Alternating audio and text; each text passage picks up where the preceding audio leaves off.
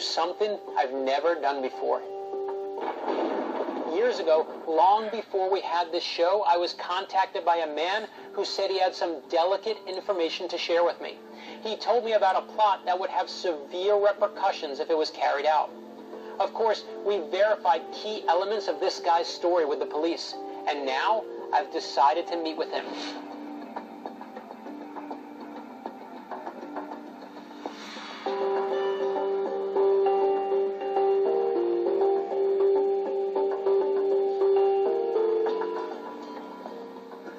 Appreciate that you trust me with this story.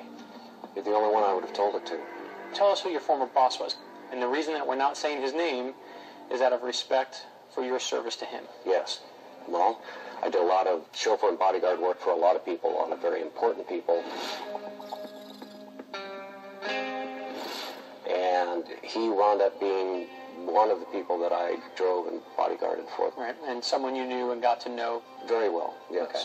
I realized he wasn't your average, everyday, big businessman. There was more to it. And I could tell by the way people came and talked to him. Very deferential.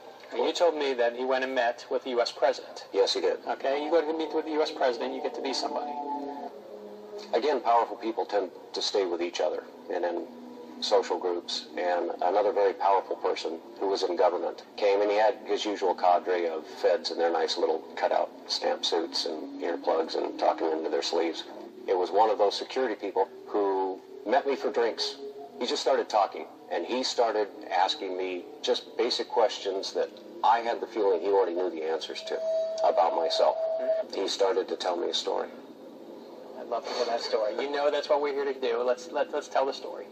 Well, he says, my boss was part of a group. They call themselves, what I was told was the B'nai HaNephilim, the sons of the fallen, disciples of Lucifer.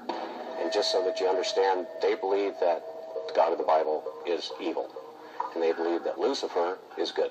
This is your boss's secret cabal. This is their believes secret. That the God that we all know is the bad guy. Is the bad guy. That spear is the one that they believe when the temple is rebuilt in the city of David, their man, the person that they had handpicked, was at some point going to walk into the Holy of Holies, take a blade and shed his own blood, and then proclaim himself to be the Messiah. And then these sons of the fallen, they plan on ruling the world. They believe it enough to not only be willing to kill for it, they believe it enough to die for it. And right now, they're trying to move in Jerusalem to make that new temple rise. Yes. So that this next coming happens. Yes. And that they will have, therefore, control of this world. Yes.